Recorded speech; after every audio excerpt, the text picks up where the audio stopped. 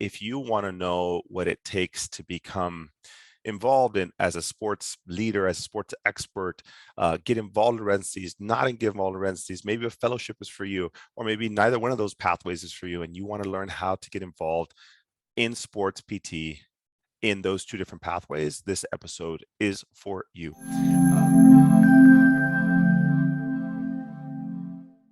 Hi, everyone. Welcome back to the podcast. Welcome all new listeners, and welcome back to those who have heard my content in the past. Today is a super special episode. Meet my mentors. I'm going to introduce you to Mr. John DeWitt, one of my mentors throughout my career. And if you want to know what it takes to become involved in as a sports leader, as a sports expert, get involved in residencies, not get involved in residencies, maybe a fellowship is for you, or maybe neither one of those pathways is for you, and you want to learn how to get involved in sports PT in those two different pathways, this episode is for you. So what is new in life? I am coming off of, again, a vacation. I'm fully restored. I'm getting my tan. I'm losing my tan. So I am excited to get back into full throttle with the CG Academy. And I have been looking forward to this episode for quite a while. We planned this out a few weeks back. And John, I am so excited to have you on.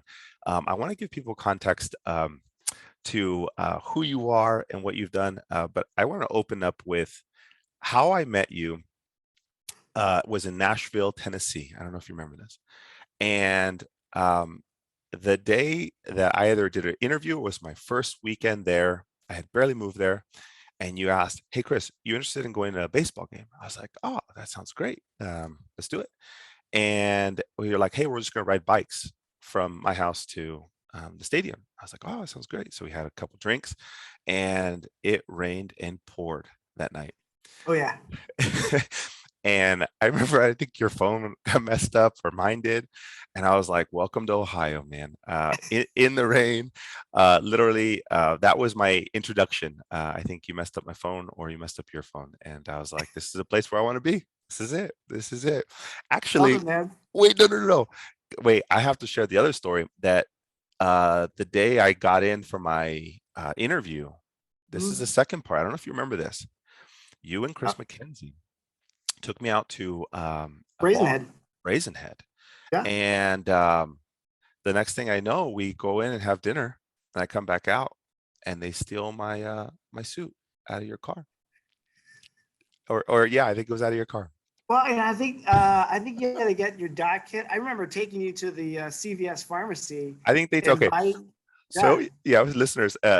So I go in for this interview. I'm nervous, right? Like I don't even know what a residency, like really the structure of it. I was trying to like learn about Ohio State. I wanted to meet these guys, and we're about to go in.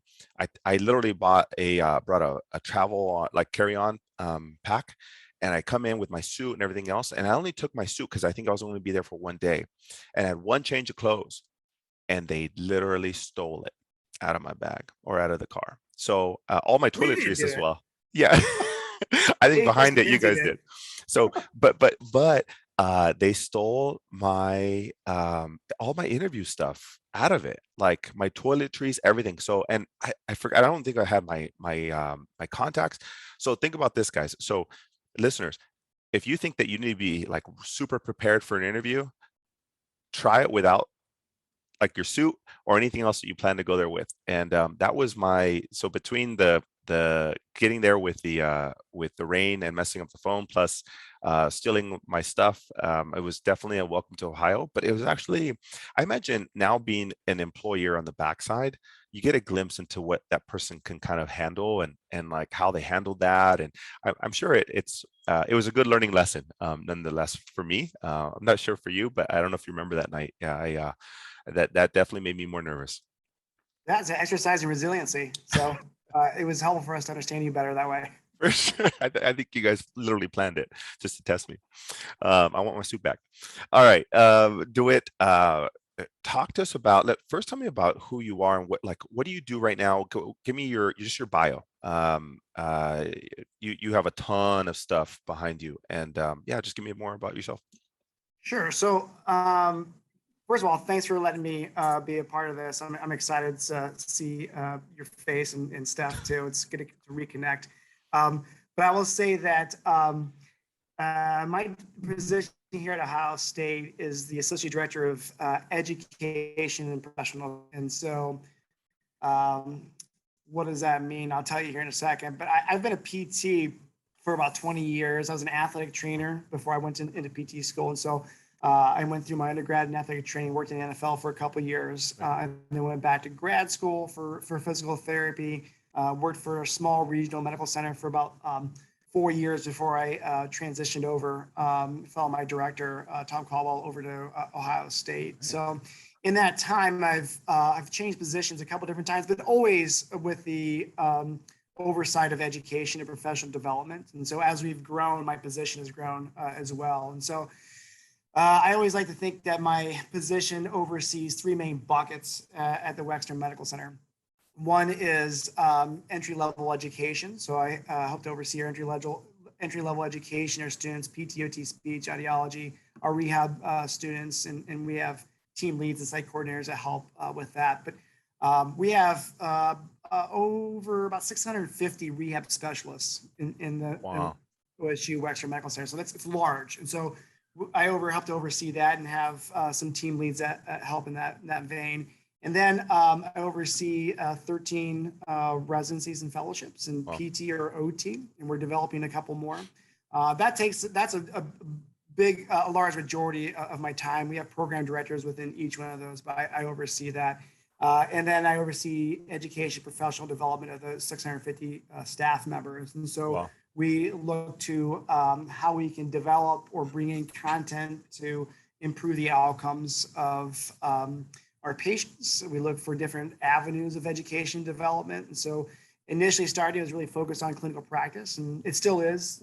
A certain percentage of that is focused on clinical practice, enhancement of skills, but also looking at leadership training and different professional topics that impact everything that we do underneath the clinical skills that I think are important. So we're really thoughtful about how we bring that content in. So that's my role, but that's 60% of my job. The other 40% of my job is a associate or a assistant professor at Ohio State, a division of physical therapy, and so I teach over in the PT school as well. So I never know where one ends and the other begins, but that's I don't have any patient care responsibilities, but I do still maintain two and a half days of patient care.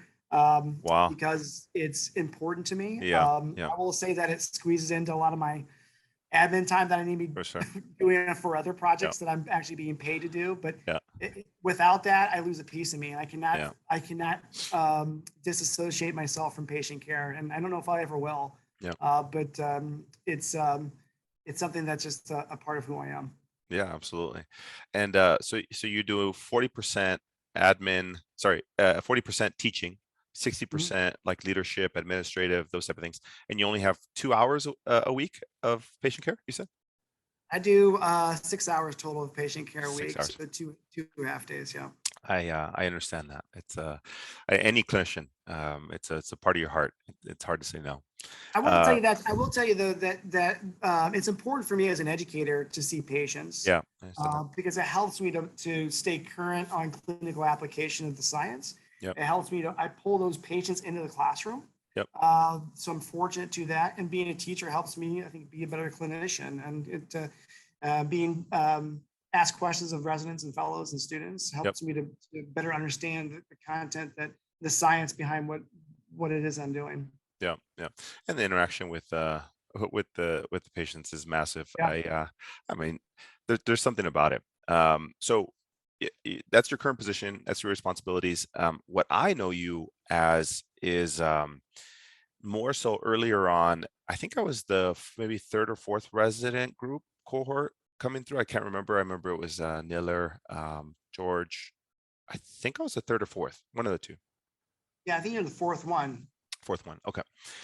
So what I know you as is more as a mentor through the residency and fellowships. And at the time, you were crazy. You've always been crazy, but you were, listeners, slow down a little bit. yeah, your listeners, you listen to this guy, you'll understand why I'm crazy as well. So you at the time you were trying to develop I don't know, like 10 different residencies. You had a vision in your head of what it looked like. And when I came in, it was still early. I think you had helped start maybe a pediatrics or you got things in the works. And can you tell me about that? Because I think people don't appreciate that. You're not in the limelight in the like social media, so people don't like know who you are. And I think that that's why I wanted to highlight like what you've contributed, not only just to The Ohio State University, but also to the profession. Can you share that with me?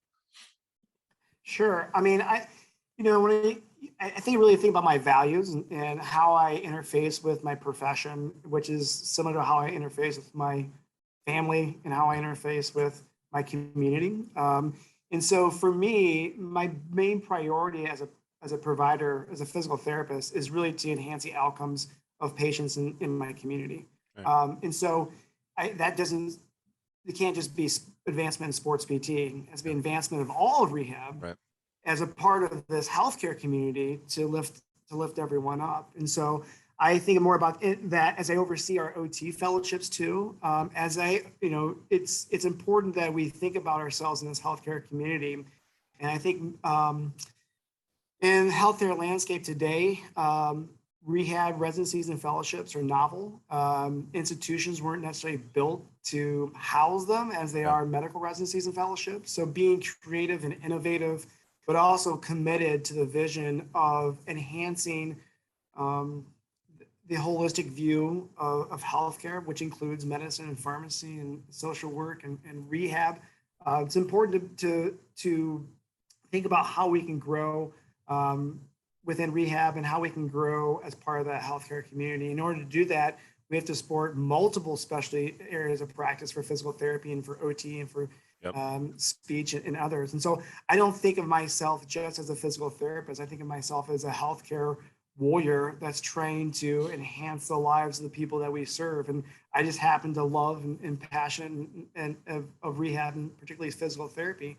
But it's important for me to understand how we interface in the healthcare community and how we strive to enhance not only the healthcare, the institution of healthcare in the United States, but also how we try to break down barriers for ourselves and for the patients that we serve. And we can't do that unless we collaborate with medicine and pharmacy and those other areas, especially practice.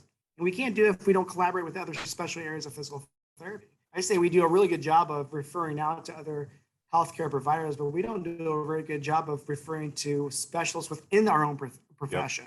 Yep. And so that was some of the concepts when we started to build our residency programs of really tapping into women's health and pediatrics and ortho and geriatrics, and how can we inform specialty practices within physical therapy and also our OTs to try to enhance our services and knowledge of how we can improve patient outcomes. When And did you so start all thinking this? holistically about that, When did you start all this? that concept, Yeah. that concept was early in my mind. I mean, I think when I was going through undergrad, well, I would say even in high school, starts with your parents when you're growing up. I grew up in a very small rural town in Northwest Ohio. Yeah. Did not have much diversity at all. But the diversity I got in one avenue was from my mom, who was a special ed coordinator and working with in kids with special needs, and thinking about how fortunate we are sometimes based on genetics, based on a lot of other factors, and recognizing that there's a portion of luck that comes with that, and being thankful Yep. for that. Absolutely. It really allowed me to think about other people that may not have the same experience that I've had in my life, and trying to give to those individuals. So that kind of started early in my career, and then in undergrad, really giving back to underserved populations, and that was through some different organizations that I was a part of. I wasn't intentional about that, but I kind of thought Yeah. about how did I want to be known in my community. Yep. And it wasn't just as an athletic trainer. It wasn't just as a physical therapist or a student. It was Right. I wanted to do more, and so I had that voice inside of me that was pushing me to try to think of myself outside of the context of my major Yep. and how I really took care of the people around me, whether it was my family or the community members. And so Yep. that drove me to do more. And and I felt that when I went to grad school, and I felt that when I went into my first job and now at Ohio State. So I think about how do I think there's three circles. The first one around me is my family, and then it's my community, and then it's my work life and Yeah. how they interface. And so 100%. for me, the most important was family. I got to take care of that. And I got to take care of my community. And I use my professional skills to be able to support that and Yep. inform that. And so sticking true with my values. Yep. I think young providers, you probably get this too, Chris. They always we ask these questions too, and I think it's a very fair question. What do you want to do in 5 to 10 years? Yeah, for sure. It's I don't. It's not what you want to do; it's how you want to feel. Yeah. And so, what you do can take on many different forms, Yep. but how you want to feel is something that is truly aligned with your values. Yep. So, if you're looking at your career path, I didn't think I'd be here. I didn't think I'd be here talking to you at this Right. point in time. I Right. started my career, but I knew I wanted to feel valued. For sure. I wanted to feel like I had the opportunity to be creative and be innovative, to be able to develop relationships, because that's very, very important for me, and to make a difference for Yep. my community in whatever community that was. Those are my values.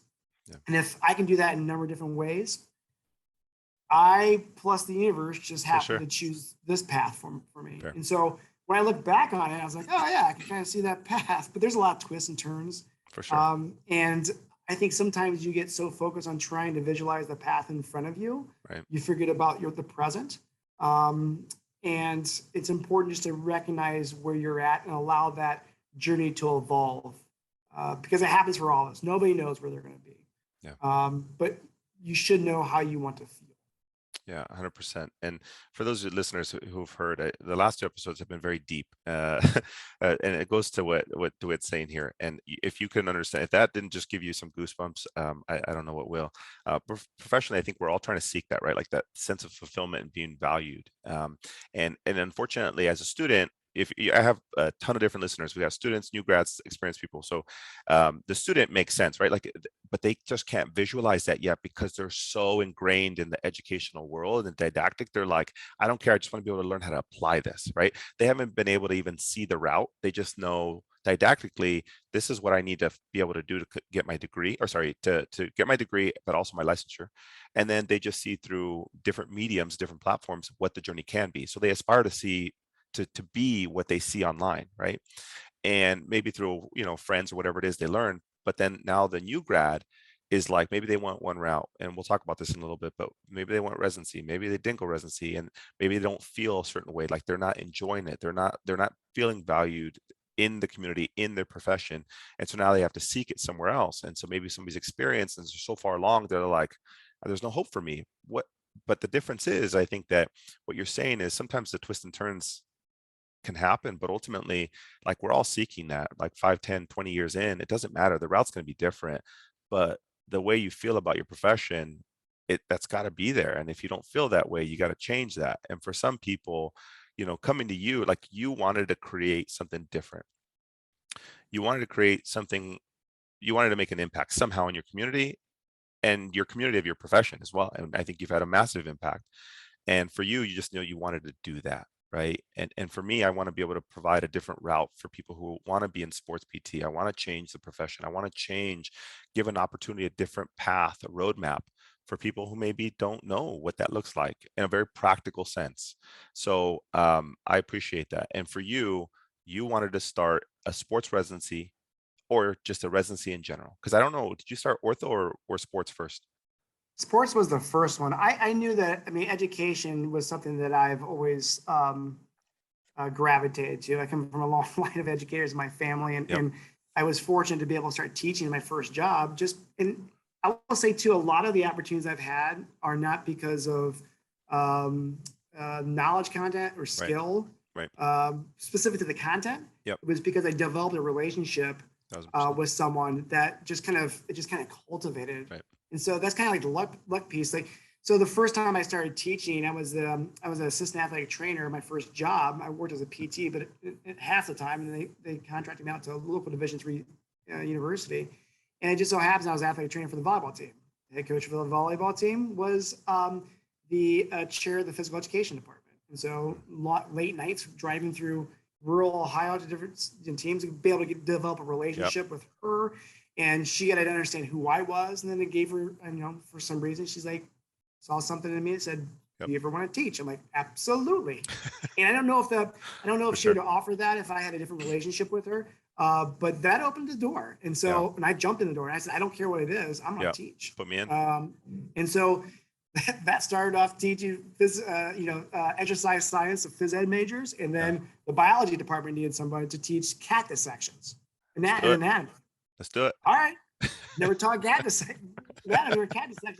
But I have a basis in anatomy and knowledge of that. And so I taught that class. And so it was just being able to kind of take some of those opportunities. And, there's never 100%, you're never 100% confident that you can do anything.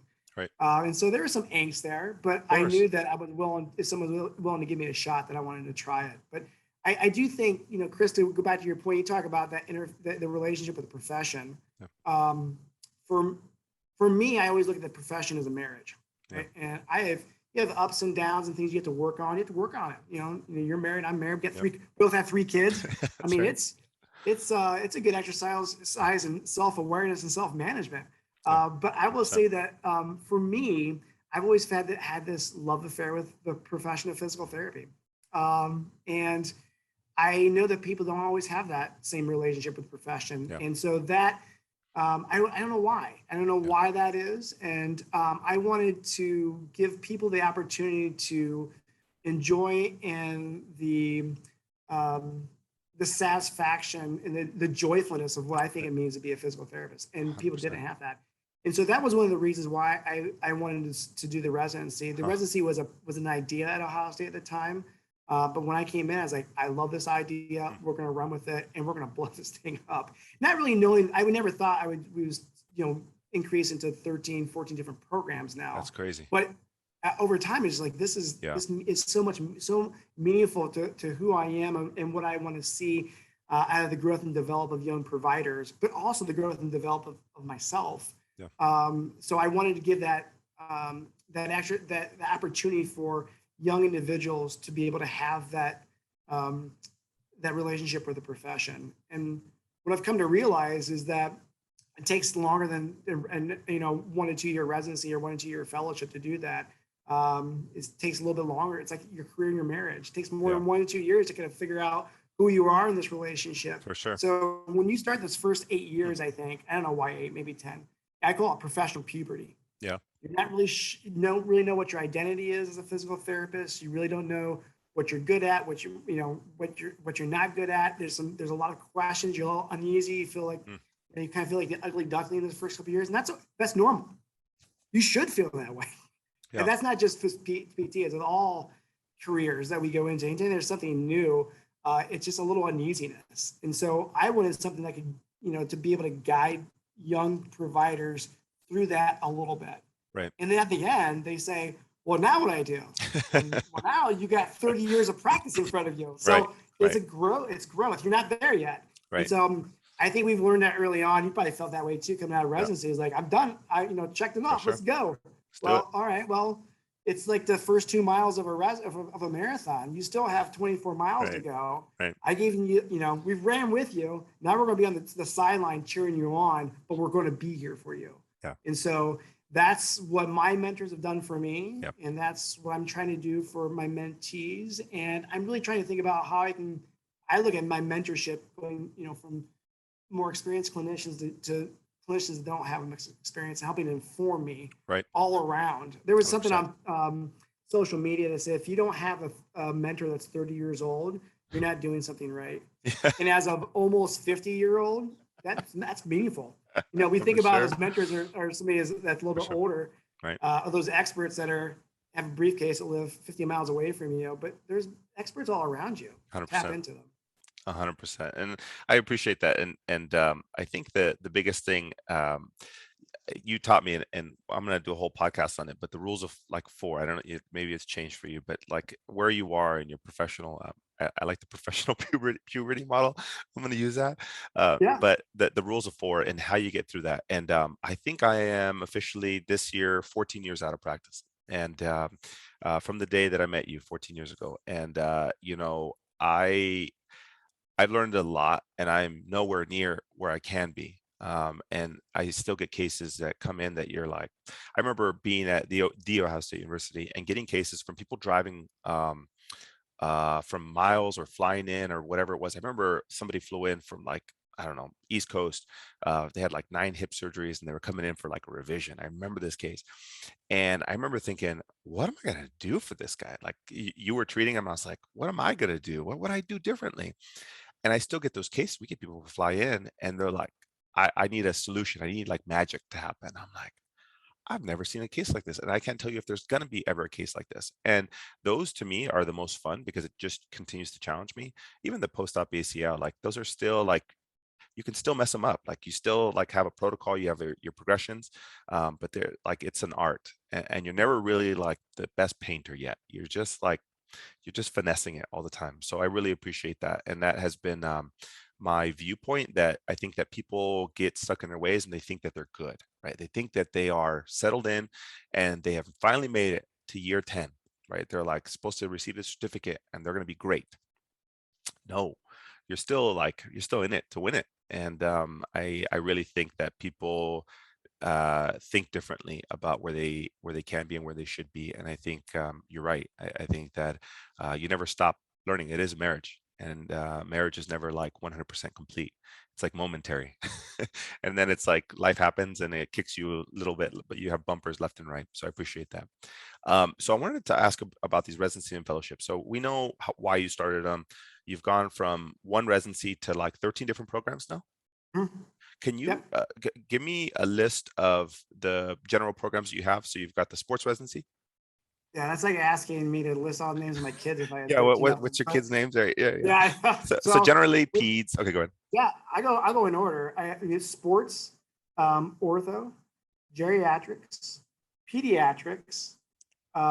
We have women's health, Oh, oncology. whoa! Did not know that. Um, yeah, that's a new one. That's just got Nice. accredited last year. Neuro, um, 3 fellowships, OMPT, upper Wow. extremity athlete, which is Nice. a really cool one that's coming out in a APTA periodical. I think we had a lot of people go to MLB Nice. recently, and performing arts. Love So that. those are all PTs, and then we have OT neuro rehab, OT acute care, Yep. and we'll be starting a hand fellowship, just getting the idea phases for that. So that'll be starting next year or so. So that's Yeah. exciting. Yeah. So you just made me feel really small in this world, and that's great. If Yeah. That's I can amazing. make anybody feel small, That's my amazing. physical stature, that's pretty good. DeWitt, you're the man. I appreciate that. So, you think you're good in life, and you think that you are actually contributing, and then you meet somebody like this who's just 13 different programs contributing to the profession. That's amazing.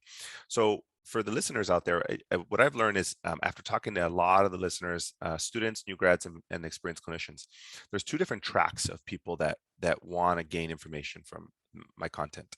There's a track that wants to do residency and fellowships, or they were interested and they want to know more, or students who are like, I'm gung ho, I'm going to do it. The other track is, I didn't do residency and fellowships, and I don't want to, or I can't, or I'm unable to, but I'm still interested in being passionate, keeping my passion, being mentored. How do I do it? Okay, so let's go one track. So the people who apply to residencies and fellowships, let's talk about sports specifically. Um, what are they looking for? Like, what's the like top reasons that people want to do a residency and fellowship? Yeah, that's a good question. I asked them. Yeah, Full disclosure, I didn't do a residency. yeah. I I was didn't about know to what they ask you. were. Yeah, yeah, yeah, Yeah, yeah, no, I didn't do a yeah. residency. I didn't know. By the time I graduated, they had just accredited the first one, Okay, and this is in 2001. Actually, 1999 is when I think they started accrediting them. But it was never on the radar. It was never really mentioned in my PT program. And so by the time I found out about them, I was already in practice for a couple of years. But I think the residency and fellowship is not a conduit to self-fulfillment or expertise in clinical practice. Yeah. It is a pathway to develop you, to give you skills and tools to be able to get there eventually. Hmm. And so I think I'm really mindful about how we use that. Yeah. So it's what you do with how you're trained in residency programs and fellowship programs that will get you to where you want to be. And hopefully we can do that. But a lot of folks are looking for residencies and fellowships because I think they want direction. They want a structured and guided mentoring process that they feel is valuable for them when they enter the practice. Yeah. And so that's, if you go back to that marriage analogy, I'm like the marriage counselor. I'm trying to introduce them into the profession. We Yep. are, Yep. our residency and fellowship teams are trying to introduce them into that relationship and giving them an experience that is based off of what we think we've done well in the past and a lot of the mistakes that we've done, and Sure. to say, this is my journey. Let me share with you so that you can avoid those pitfalls. And this is kind of what was worked for us. And so we constantly challenge ourselves to get better every year with our residencies and fellowships as well. And we use the feedback from the residents and from others and the current evidence out there then to inform us on that. But I think they're looking for that guidance. Yeah. And I will say too, now for me, it's, for me, my profession is personal. And so it's relational. And so when they go through residency, they're part of our family forever. Yeah. No matter where they go, Yep. and it's important for me to foster that relationship, to open doors, because I think relationships are incredibly important for doing important work, whether you're with the institution after residency or not, whether you're within in the country or outside of the country. And so maintaining those relationships, I think, are important to helping to open doors throughout your professional lifetime, throughout your professional career. And so I think they're looking for that feedback and the guided mentorship, but also this lifelong opportunity to leverage some of the resources that we have to open some of those doors for them, so those doors aren't as heavy Yeah. to open when they meet them. I resonate with that last one. The resources. Some people see it as an opportunity. And then there's different type of residencies and fellowships, right? There's some that are associated with the academic institution, some that have zero teaching, some that have on-field experience but associated with a private practice, some that are research driven, some that are teaching driven, some that are very clinical driven. So I think that the person who finds your residency most valuable would probably be being able to leverage the teaching, the research, and the clinical practice with the on-field mentorship. And I know that was for me, but I guess the profile just needs to fit, and that's why they usually find you, I imagine. But the Yeah, resources, we talk about fit a lot, and yep. so our program may not be the best fit for everybody. Yeah. I mean, there's a lot of different models that are out there. That's kind of the uniqueness of PT residencies, and so just finding that fit based on the mission and the objectives of each program is important. And so finding that fit is important for you. So, I always tell young students and young professionals, talk to a lot of different programs. We all know each other too, Yeah, 100%. but figure out what you're looking for and see if it's a fit, and vice versa. The program's going to make sure that they're a fit with you as well. Yep. Talk to residents, talk to graduates. I'll tell you how great our programs are. I didn't go through them. Yep. Talk to our graduates Right. and see what the pros and cons are of the program. But that fit is an important piece. Give me a typical profile. So somebody who is going into residency fellowship, are they non-traditional or traditional? So like in the PT world, like when you go to PT school, right? The traditional track is post collegiate, going right into programs, and non-traditional, you might have somebody 5 years, 8 years who went back to school and then went into PT school. So what's the profile of people who go through residencies and fellowships?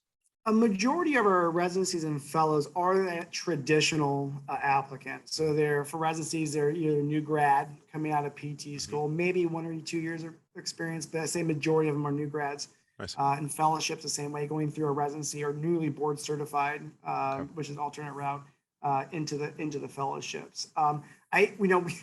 We have seen non-traditional students that have come in, and so I think it's really whether it's a traditional student or a non-traditional student, just making sure that it's fit. Of course. I've had people say, first of all, my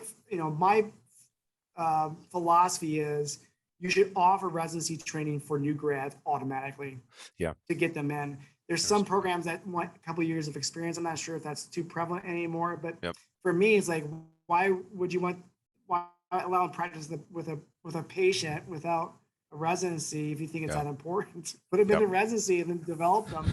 And so sometimes, we have older, experienced clinicians that come in that have already had these strategies that they use that may be good, but we may want to adjust and break them down and revise them. And that's a Yep. little bit harder sometimes It to is. break them Yeah. down. I'm not saying I, it's bad. I It get it really challenges us to say, do we really want to ask them to change the strategy? for Or sure. so it's not a bad thing, but there's some contextual things I think Right. you need to be aware of that. But we've had, I remember in our fellowships, we had an individual that came with 20 years of practice in private practice, owned his own company, and Wow. wanted to move his family Love it. to be a part of this fellowship because he Love it. wanted upper extremity fellowship because he wanted to be in Major League Baseball. Love it. And I was like, "Do you really want to do this?" Are you And sure? he said yes. And my wife wants me to do it, and he did it. And I tell you Perfect. what, he's with the Braves now, and he just got a Super I Bowl ring love that. last year, a Super I Bowl love ring, it. a World Championship ring. Sorry, Same thing. but it's like you told me you wanted to do it, and Yeah, you went out and got it. for And sure. congratulations on you. I mean, that takes a special. I don't know if I could have done that, but That is. so it's we talk about that and we think about what that is. But when we think about fit, we think about that a lot, and we also think about diversity too, and how You can we have to. try to enhance diversity of our students, of our employees, of our residents as Right. well. And not only how can we improve the diversity of our profession and educational programs, Yep. but how can we better support diverse and marginalized providers of care?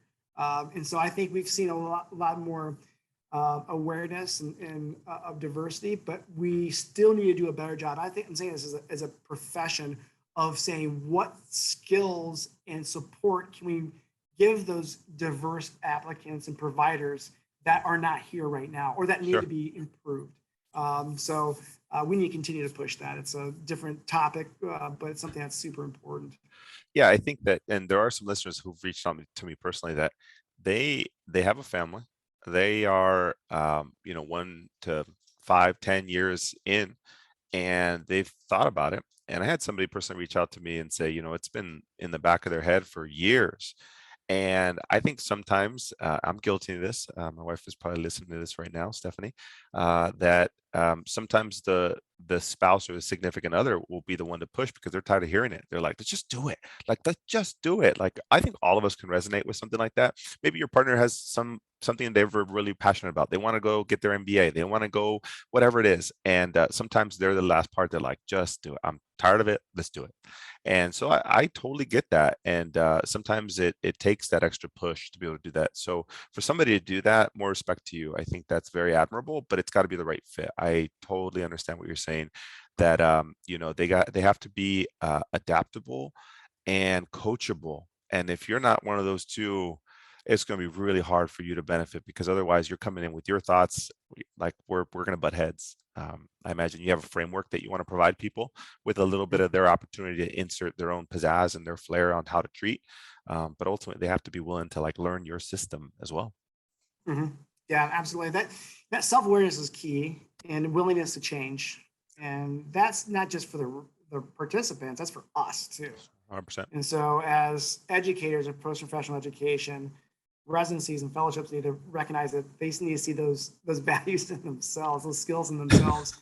And I think that's important. I mean, when we're looking at different models, we're seeing too the impact of COVID and student debt and what that means to relocating Yeah. to programs. And so some of our fellowships, we're starting to look at different hybrid models to say, Oh, can we offer a hybrid model that allows people to come in We still want to make sure we maintain quality and hit Yeah. our mission goals and objectives, but we're recognizing that we can't enhance the outcomes of patients in our community if we only limit to people that have the ability to travel and live in Columbus. And so Yeah. some of our fellowships, I think you see a little bit more of non-traditional, or at least applicants that have more years of experience, that may have a family, or may Yeah. have other restrictions or barriers that limit them from completely relocating. Yep. We have to be more nimble I get that. at addressing their needs, or at least support them in a different way, perhaps. Yeah. And so that's for people who do residencies and fellowships, right? Let's talk about the people who choose not to or unable to. Okay. Um, this is probably the biggest question that I get from a lot of listeners and people that I'm mentoring at the moment. What advice, like if you want to become a leader in sports, not necessarily, maybe you don't want to get your SCS, you really want to have an impact in your local community as a sports PT, and maybe SCS is in the vision, but in the 3 to 5 years it's going to take to acquire all that, not doing a residency. What advice, what pathway, a roadmap, general outline of mentorship, like what would you recommend to them if they can't or unable to, how to become a leader in sports, how to become involved in sports PT in their local community? How would you do that? Right. Well, I think that leadership starts with yourself. Yep. And we do kind of define a leader as someone that can influence others. That can be good, that can be bad. Of course. And Of course. so being able to lead yourself, I think, is important. If you can't lead yourself and have good self-awareness and good safe management skills, I didn't say nobody has perfect self-awareness or self-management skills. Of course. But how do you know where your gaps are and have accountability partners around you that can help with that? Yeah. So I think if you don't go through first of all, residency, what we know about residency training and what we think and we know about residency training from an outcome standpoint and value standpoint, we know that you can get better pass rates on the boards. Of course. Yeah. Makes sense. Makes sense. Makes sense. We think that maybe patient outcomes are influenced by residency or fellowship training, but literature is limited on that right now. We're doing some research on job satisfaction and career engagement, and we're starting to see maybe an impact here that should be coming out and published here in a little while. But really, other than the board's pass rates, we're still trying to figure out what that looks like, and that's not unique to PT. We're looking at that. They're looking at that in all areas of healthcare, from medicine to pharmacy to social work to OT.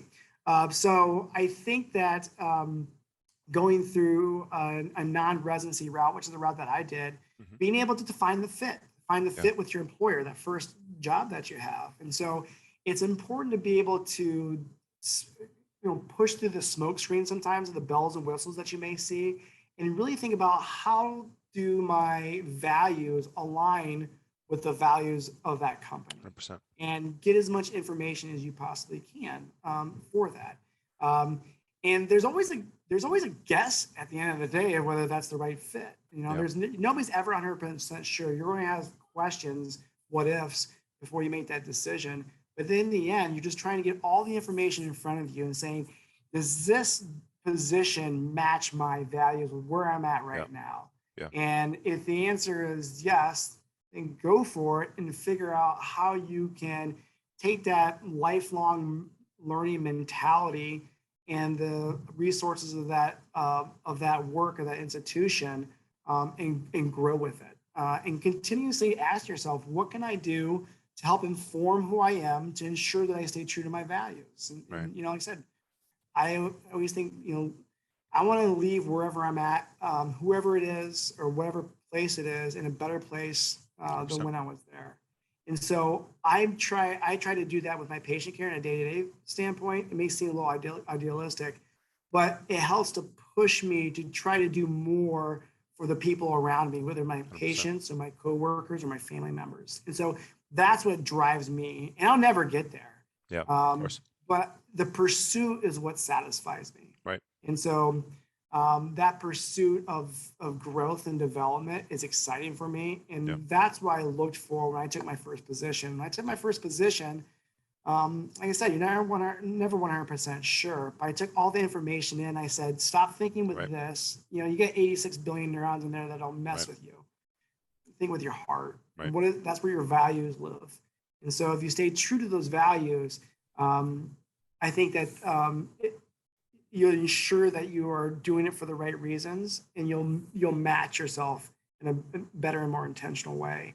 And I was fortunate. I worked for in a Yeah. small. I never wanted to move to a small town in Ohio again, but I did just that because I felt that strongly about the position, about the flexibility and the diversity and the variety that I would get with that Right. position.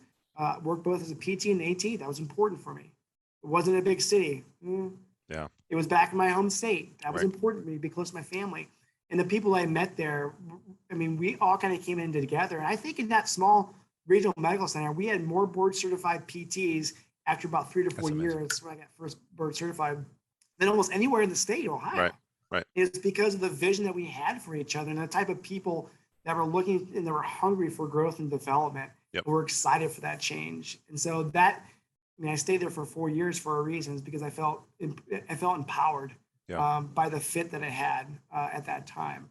And so I was fortunate to meet my mentors there that I still have. Mentors Yep. that are my near peers at the same levels years out, and Yep. mentors that are more experienced have kept me from going over the guy rails too much. I will say this too. I remember that first Christmas gift from my director at the time. I was really excited to get everybody gifts for Christmas, and we opened them up, and they were self-help books. I was like, "What is this? what's wrong with me?" And what's wrong with me is we're all broken toys. I mean, we Yeah. all have 100%. things that we're all human beings. It's Right. natural. So accepting of that, Right. and not being too hard on yourself, Yeah. and taking yourself too seriously, I think is really important. I think it's hard. Really, What you're it's saying hard. there, it's hard. Do it. Yeah. That's so hard, man. Because what you're saying right now is that basically you're going with your intuition and heart to make sure that the values align with who you are. And for a student, new grad, they're like, I don't know what that means. Like, I don't like values are values, right? They've been instilled by you by somebody, right? Whether that's your parents, whoever raised you, and the people who have mentored you all the way have instilled those values. So you already know what those values are. So at this point, you're just trying to match them. But how do you match them based on an interview? What's your feedback? Mm-hmm. How do you like what? How do you maximize that? Because it's so hard. Because you're going to commit to somebody, and the last thing you want to do is change job every 3 months, every 6 months, every year. Um, yeah. What's your recommendation to it? Well, my recommendation is get information from multiple sources. Yeah. So I look up when I was applying to different programs, I would look up the institution or the facility or the clinic. I would look at the different providers that work there. And then when I went to my interviews, it's a relational thing. I mean, Yeah. what's that fit look like? What are some questions that I have that are important for that fit? How do you foster development and growth? Right. What is your philosophy for patient care? What are the the resources you have for development and growth? What does your continuing education funding look like? But more importantly, how do you grow as a facility? Yeah. Right? Not just about me, it's about that community that I work in. And then I talked to the providers that were there. And when at lunch, sometimes you go through the interview and you have lunch afterwards with people. Yeah. That tells you more about the facility than an hour-long interview that you had. So 100%. tell me what it is that you value in your employment and your work there, and what does that mean for you, and how long have you been there? Yeah. That's I important. think that's a very fair question. I like the first portion of that uh, asking the employer or the employees like what they value and what they look for in people coming into their world, right, into their family, their house. In an ideal world, would that be in our world? The people who make it through anybody listening to this who's on my team, our interview process is like 10 hours, like 10 total hours. It's like 3 interviews of 2 hours apiece plus 4 hour observation. And when it's like we're dumping all the values in, it's just like at that point you're like, yeah, this makes sense to me. But for that reason, because it's so hard, because you're meeting somebody and it's like on a first date. Everyone sounds great on a first date until you see everything behind the scenes. And so I think you're right. I think the making sure that that inner part of the company, the inner part of that team all identifies with the same, right, core values or things that resonate with them. So I appreciate that. So if they're looking for a job, that's great for a first interview and everything else. So you're saying priority number one, stick to like a really good first job. That's very key, critical. All right. Say they messed up. They're on their second, third year and they don't have a great job. And they want to do this on their own. What's some other pathways that you recommend? Like just specific courses? Do they take a certain route and try and do this on their own without mentorship? Mhm. Like, what would you recommend? I mean, do they get involved in the sports section? Do they get involved in their local community? Like, how else would you recommend? Yeah, I kind of look at that as the same. I take that same perspective as I look at what do you want to be in 5 to 10 years. Like I don't know, but how do you want to feel? What's important for you? And Yep. so for that, and again, there's jobs that don't work out, and it's hard to predict. And Yep. so I kind of think about that. Go back to the marathon analogy. You maybe run it the first couple of miles, and you're not running with the right stride. You feel like your knee is sore. Like what's happening to me? Take a step back, kind of figure out what's going on, and recognize that you got a lot more mileage ahead of you. Sure. Which means that there's room to grow. There's opportunities there, Right. and so it's not the end of the world. But being able to look internally and ask yourself those questions, and I like to ask people questions twice. What do you want? What do you want, Chris? Right. Now you tell me. He's like, now, what do you really want? Right. Behind it. It makes them pause and Right. self-reflect to say, is there something deeper, root cause analysis that I'm just not getting to? And so I ask myself that question. And if I'm struggling with something, and that may be important to think about with a company that you're like, I don't feel valued here. I'm not feeling valued in a way that is meaningful for me. What do I want? And you'll say, well, I want a different job. Well, no, what do you really want? Right. I want to feel valued. I want to feel 100%. energized. That's it. Okay, those are the things that you need. Those deep underlying values are something that you have to really do a good reflective analysis on and say, how do I get those? Because I'm not getting them here. Well, first thing I say, go back to your employer and ask them. Right. They might not even know. Yeah. Yeah, they might not even know. Right. So, we see that with residents too, and say, sometimes you have to say, I don't know, or I need help. I'm Right. not a mind reader. I can't read it sometimes. So ask your employer in a way that is a partnership way. Not what can you do for me, but what can we do together to help, because what works for me is going to be what's good for you. It's sharing that success. And so being able to think about what do I have around me and what am I missing internally that is important for me? And I think community is really important. Sure. So being able to look at your community resources with the PT community, being able to look at, the APTA has been a big part of my professional life. I have various positions in the APTA, but I don't look at what the APTA could do for me. I look at it as a partnership. Like, what can we do together? And that's a big 100%. microphone. And so I try to leverage the resources that the APTA has. And so one of the resources is the ASPT, the American County Sports PT, which I've benefited from by just putting myself into the space. Right. And I will say that you can do all you want, and it's good to interact. I think there's new platforms that are foster conversation, communications, but you got to be present. Right. And so for me, it wasn't just emailing and get on a distribution list. It was actually making the financial commitment, Right. the resources to go attend a conference. Yeah. And just to be there. Yeah. Right.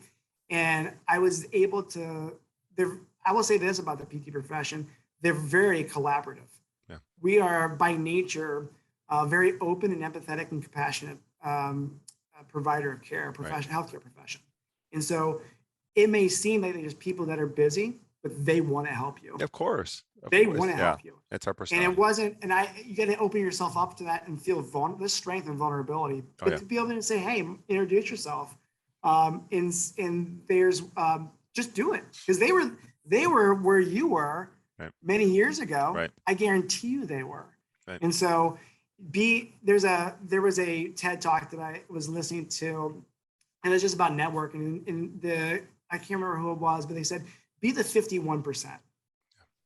Be the 51% of that relationship. Just make the extra effort to go up to that person. 100%. If you can do that, doors will open. And if a door doesn't open, say thanks, no thanks. Okay, there'll be another door.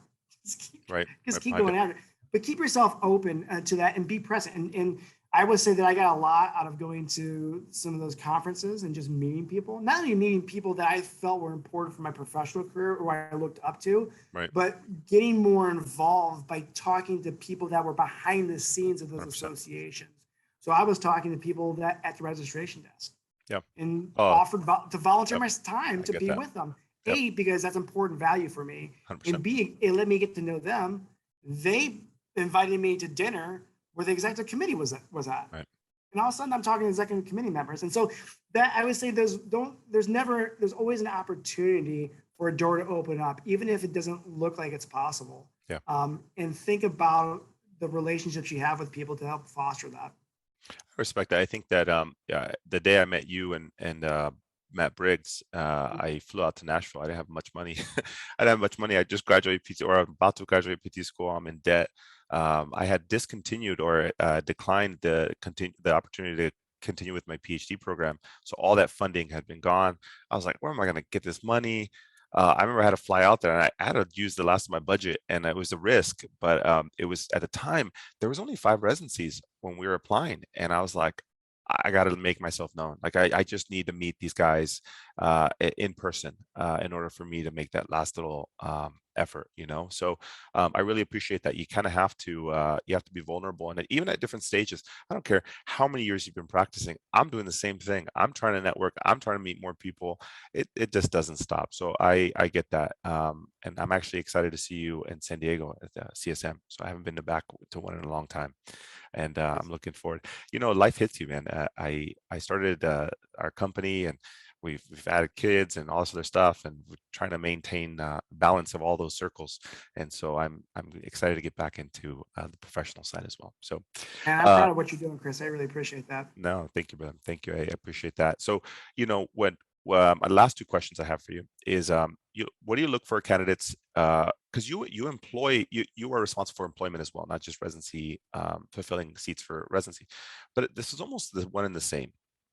What do you look for candidates for employment at The Ohio State University? You guys have an amazing, amazing company, and the way you guys run your systems and education, and everything else. But then also, what do you look for candidates in residency? They're almost the same. Go with employment as your main answer. What do you got? Sure. So from an employment standpoint, we look for, I mentioned it before, self-awareness. Yeah, So tell me who you are, yeah, and are you comfortable with that? yeah, And then also your willingness to grow, work ethics, time management is really important. mm, And so I think being able to um, try to evaluate those that know themselves and that you have seen evidence of self-learning and growth and development. yeah, So what I look for from an employer standpoint is I saw this opportunity. I didn't have the skills. I got the skills. I took advantage of the opportunity. yeah, That's it. yeah, That's it right there. I mean, that is innovation, recognition of something that's important and getting after it. So being self-aware and that proactivity to be able to identify it and put strategies in place to build upon that is important. It doesn't have to be grandiose. right, It can be small, but when we want to see evidence of that proactivity and that ability to recognize where there's a need and then develop a strategy to go after it and get it. And so if you can articulate that yeah, to an employer, to a residency, I think that's important. That's important. That's what we look for in our applications, and that's what we speak to in our interview process. And at the end of the day, is like, is this a good fit? yeah, Because it's not just about that person getting the job. yeah, It's, is that a good fit for the institution and for right, the person? Because if right, it's not going to be a good outcome for the person, and it's not going to be a good outcome from an institutional standpoint. yeah, So it's like that marriage. We want to find that right fit, yeah, and so it's important to be able to ask honest questions and make sure that that fits there. We do that. I'm on the nominating committee for APTA. We talk about fit, same, and yeah, sometimes it's right person, right time. For the right position, and so that's true too. So if you're thinking about am I the right person? Is this the right time for me? Is this the right position? So yeah. thinking about it a little bit more holistically to make sure that fit is where you think it is. Yeah, and you're saying the same thing about it could be employment, it could be residency, it can be involvement in the local physical therapy chapter. It really doesn't matter. It's all the same stuff. And so for listeners, he said something interesting there that it might not be the right time. So say for instance, maybe you don't have, you're just coming out of maybe a different specialty. Maybe you decide you were in neuro or home health and you want to come into sports and you want to get in ortho and you're like, but I'm passionate. And they're like, but it's not, right now is not the right time. You might have to get some other experience or hours or whatever it is. It's not you. It's just not the right time. And I think that people need to understand that. And I think that when you have employers or people who employ you, like DeWitt, who are transparent and honest, you can't argue that. It's just you can't take offense to that. I think that's part of being a self-starter and having a little thick skin and developing and saying, you know what, that's fine. I'll come back. I'll come back. I'm going to get, a year's worth of, experience under my belt, but I'll be back. And you come back and you show that. I mean, that's self-starter right there. You create a change. So 100%, those are like perfect tips. John DeWitt is a legend in my head. He has done so much for the profession, so much for me, and my family, and just what we've been able to do and conquer, and just the life lessons that he's given me. So I hope you get something out of this podcast episode, because truly this is somebody who's been doing this for a long time. They have an impact on people, and this is good life lessons for all of you, wherever you are, whether you're first, second year, third year, new grad, experienced clinician. If there's strength and vulnerability, and if you can admit to yourself that you don't know or you want to know, but you just need people to help you along the way, then these people are perfect for you. Myself, anybody who is very transparent and honest with you, and they know that that journey can be there. They're not there to direct you and tell you what to do. They're there to help guide you. It's like the marriage counselor. I totally appreciate that analogy. I'm here to help guide you. I'm not going to do it for you. That nobody's here to do it for you. But wherever you are in this profession, you need to know that it's tough to do this by yourself. There's no way I'm doing it by myself. I've never been able to do it by myself. I needed people along that way, and people like John DeWitt have helped me tremendously. So there's value in a lot what he said. Listen to this over and over again, wherever you are. I hope you appreciate this. I wanted to bring this to share the people in my world and values they've brought to me, and why I support that and instill that with you guys. So for all you listeners out there, I hope you enjoy this podcast.